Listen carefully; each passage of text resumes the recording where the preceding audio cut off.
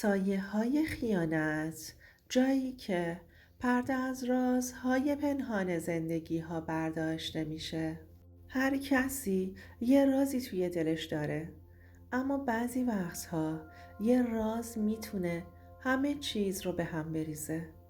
یه دروغ، یه خیانت بزرگ، وقتی که حقیقت رو میفهمی دیگه هیچ چیزی مثل قبل نمیشه. این داستان فقط داستان من نیست، شاید داستان تو هم باشه. با من همراه شو تا بفهمی چطور یه اعتماد از بین میره و یه قلب شکسته راه نجاتش رو پیدا میکنه. از همون بچگی من یه دختر ساکت بودم، اونقدر ساکت که مامانم همیشه میگفت این بچه انگار غم دنیا رو تو چشماش داره. راست هم میگفت. بچه که بودم همیشه یه گوشه می نشستم و به دعوای بابا و مامانم گوش می دادم. صداهاشون هنوز توی ذهنم زنده است. یه روز با قابلمه، یه روز با کمربند. بچگی من با صدای شکستن و فریاد و گریه بزرگ شد.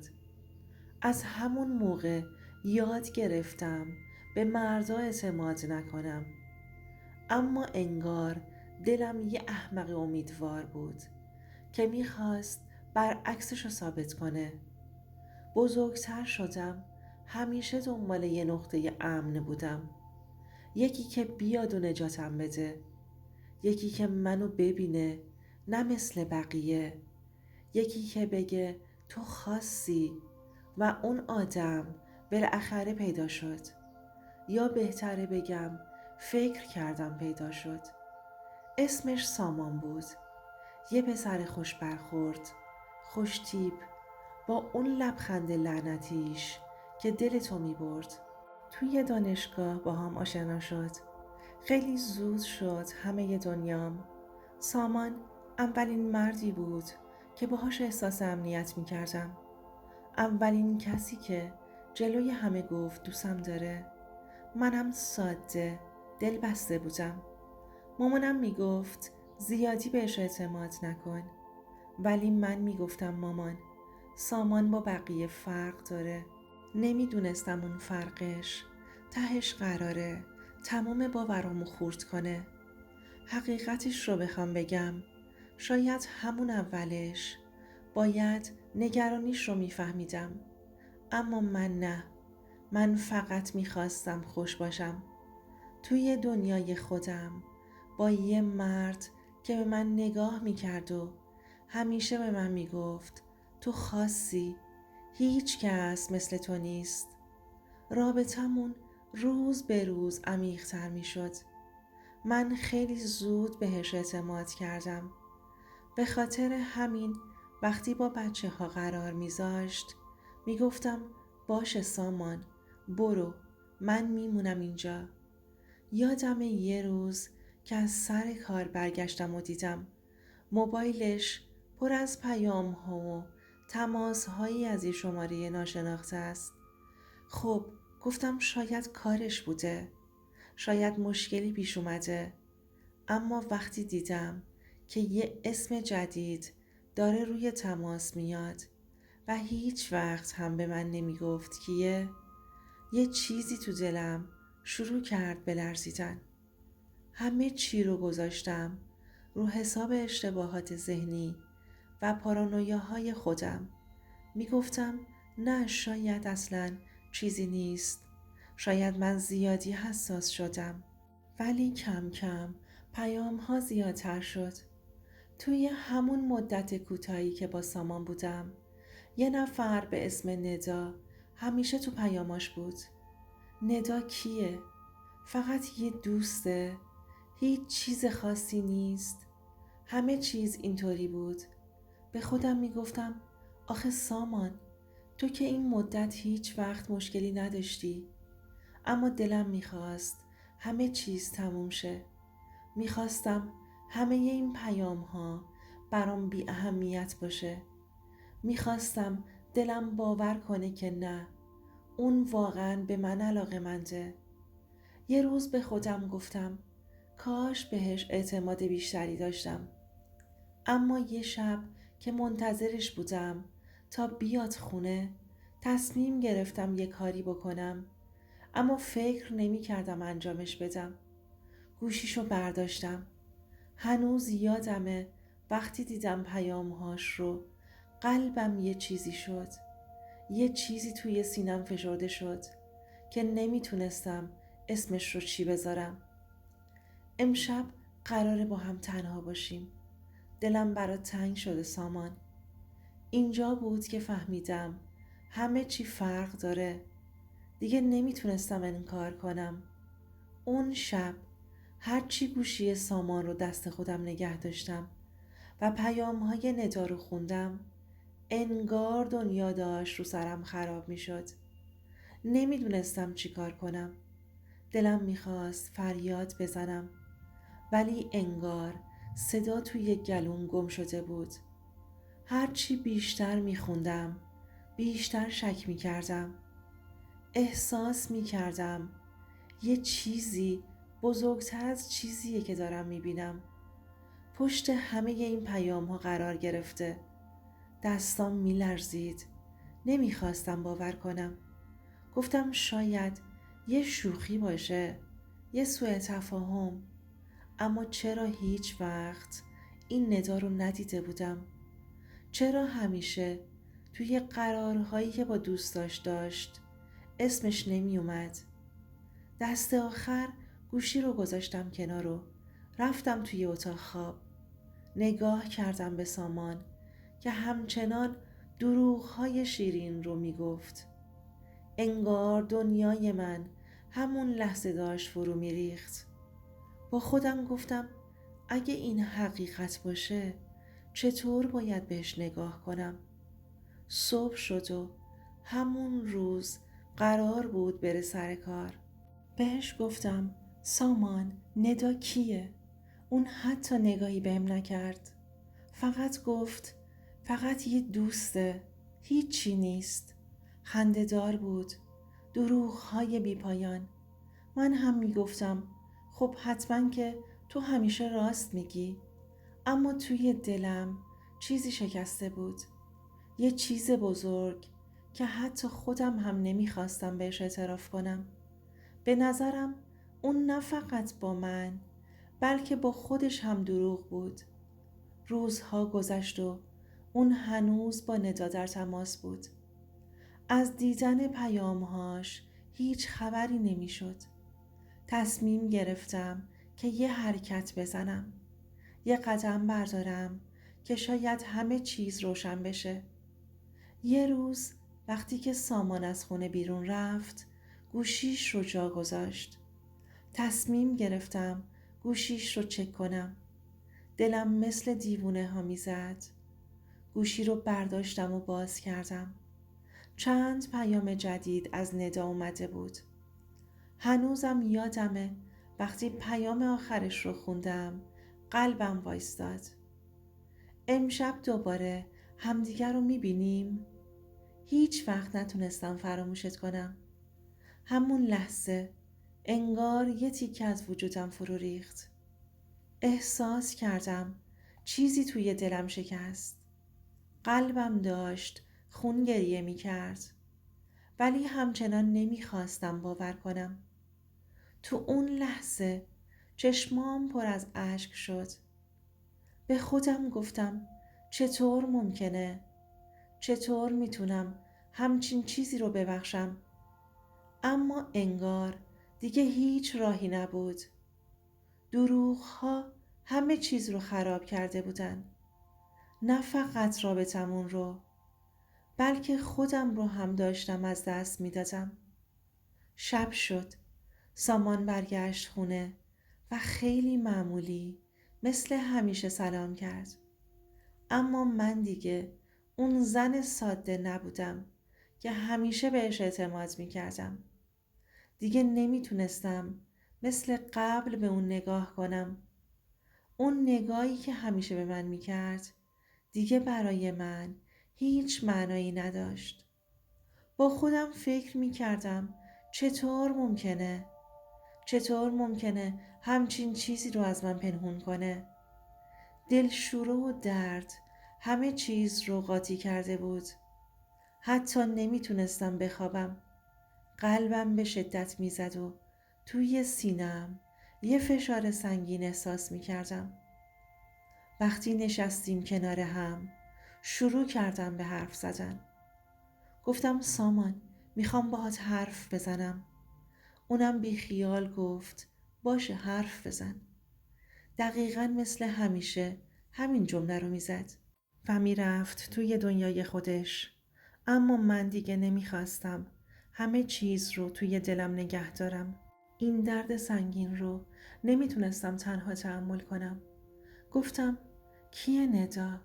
چرا نمیتونی صادق باشی با من؟ با لبخند بی درد گفت بازم همین داستان ها. ندا فقط یه دوسته، نه هیچ چیز دیگه. ولی من دیگه باور نمی کردم.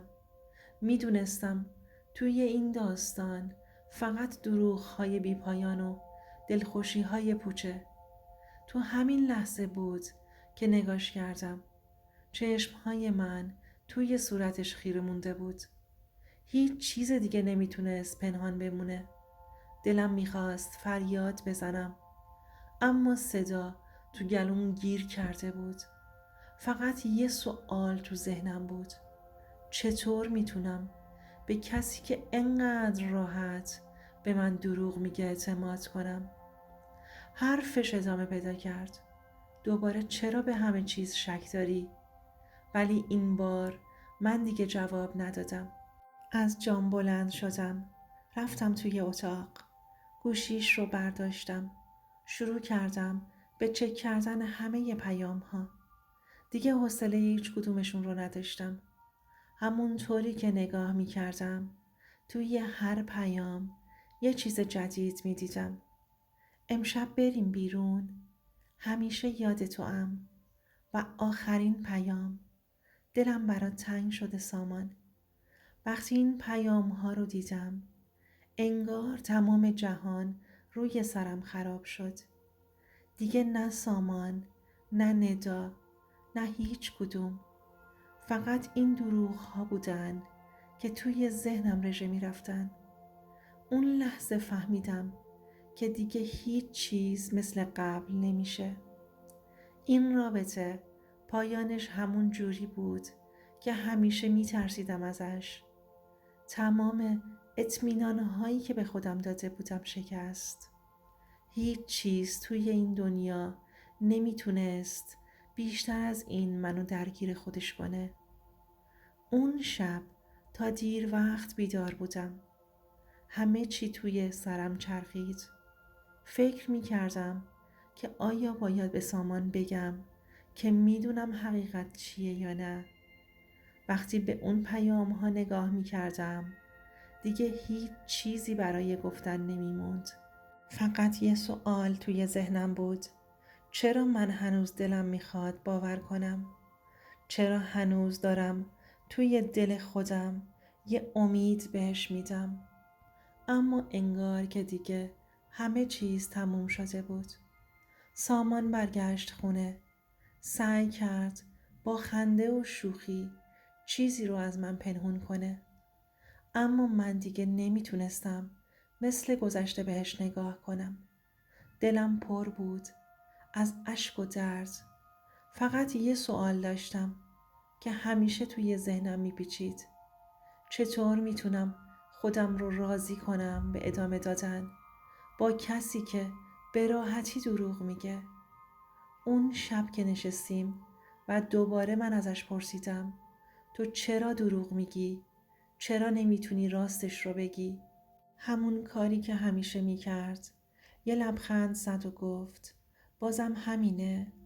بذار کنار این فکرها رو. این چیزا رو همیشه میساختی توی ذهنت. اما من دیگه نمیخواستم چیزی ازش بشنوم. حس میکردم که در حال سقوط هستم. ولی هیچ راه برگشتی نبود. همه چیز توی سرم تکرار میشد. انگار که توی یه دنیای بی انتها غرق شده بودم. حقیقت رو میخواستم. اما چطور باید میفهمیدم که راستش چیه؟ انگار با هر کلمه‌ای که از دهن سامان بیرون می اومد یه تیکه از وجودم فرو می ریخت. بعد از اینکه ساعتها با خودم فکر می کردم یه تصمیم گرفتم. باید حقیقت رو با خودم روبرو می شدم. رفتم ازش خواستم که گوشیش رو بذاره جلوی من. هنوزم یادمه که اون لحظه با یه حالت شکاک گفت چی میخوای با این گوشی؟ ولی من دیگه ازش نمی ترسیدم. گوشی رو برداشتم و شروع کردم به خوندن پیاماش. هر کدوم مثل یه تیکه سنگ توی دلم افتاد. یادم نمیره وقتی که چشمم به پیام ندا افتاد دیگه نتونستم صبر کنم. بهش گفتم دیگه این بازی ها تموم شد. من همه چیز رو میدونم. اون نگاهش رو از من گرفت و شروع کرد به توضیح دادن. گفت که اصلاً چیز خاصی نبوده. فقط یه دوستی ساده است. اما من میدونستم که دیگه نمیتونم باور کنم. همه چیز رو فروختم برای یه حقیقت تلخ. تمام باورهایی که توی دلم داشتم همشون خراب شد. این رو با خودم میگفتم. برای اولین بار احساس کردم که باید از این رابطه بیرون بیام. نباید خودم رو بیشتر توی این دروغ ها غرق می کردم. این درد تکراری دیگه قابل تحمل نبود. وقتی سامان به من نگاه کرد فهمید که دیگه هیچ چیز جلودار من نیست. از اینجا به بعد باید تصمیم می گرفتم. دیگه اون زن ساده نبودم که همیشه همه چیز رو به راحتی می بخشید. این بار تصمیم گرفتم برای خودم قدم بردارم. حتی اگه این قدم ها باعث بشه که همه چیز تغییر کنه. اون شب وقتی که به سامان نگاه می کردم انگار که دیگه هیچ چیزی ازش نمی فهمیدم. همه چی برای من تموم شده بود. هر چیزی که قبلا می خواستم، ازش هر چیزی که باور کرده بودم، همشون به هم ریخته بود. انقدر احساس سردرگمی داشتم که حتی نمیدونستم چطور باید بهش نگاه کنم. خودم رو توی یه دنیای بیروح و دروغ ها می دیدم. سامان می دید که من دیگه هیچ توجهی بهش ندارم. سعی کرد از خودش دفاع کنه. گفت که هیچ چیزی بینش و ندا نبوده و اینا فقط یه اشتباه ساده است. ولی دیگه هیچ چیزی برای من مهم نبود. باور کردنش دیگه خیلی سخت بود. گفتم من دیگه بهت اعتماد ندارم. همه چیز تمومه. اون صورتش رنگ باخت. با کلماتش سعی کرد توضیح بده. اما من دیگه به حرفاش گوش نمیدادم. انگار که با هر کلمه‌ای که میزد بیشتر به فاصلمون افزوده میشد. چرا؟ چرا این همه دروغ؟ چرا به من خیانت کردی؟ چشماش پر از تردید و گناه بود. ولی من نمیخواستم این بار هیچ دلسوزی از خودم نشون بدم. دیگه نه اشک‌های سامان، نه دلسوزی‌های بی‌پایانش، هیچ کدوم نمیتونست چیزی رو تغییر بده. وقتی که دیگه همه چیز روشن شد، من تصمیم گرفتم که باید برم. دیگه نمیخواستم توی این مرداب پر از دروغ و بیوفایی غرق بشم. وسایلم رو جمع کردم و بدون اینکه حتی بهش نگاه کنم رفتم. قلبم سنگین بود ولی در عین حال یه حس رهایی تو دلم بود.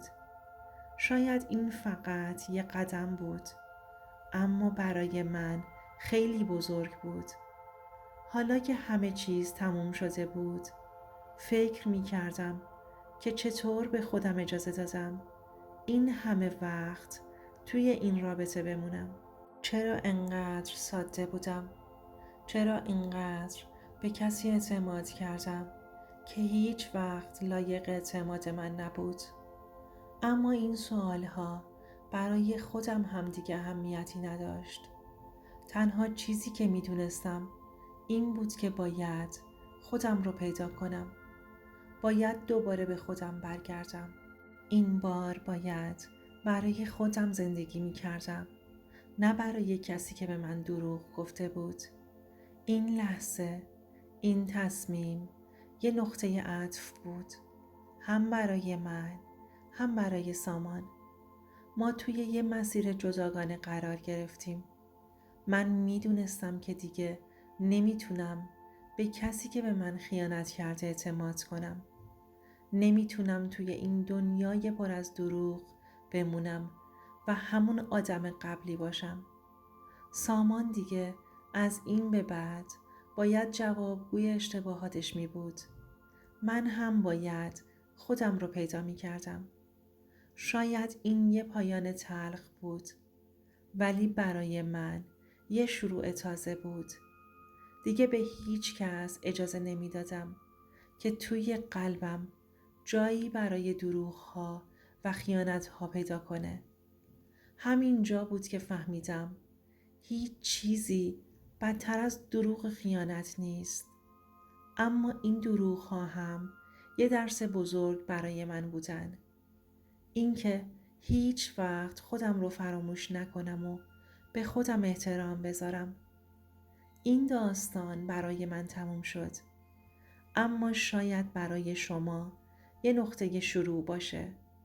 شاید باید از همین امروز به خودتون قول بدید که هیچ وقت اجازه ندید کسی با شما بازی کنه. همیشه حقیقت رو دنبال کنید، حتی اگه دردناک باشه.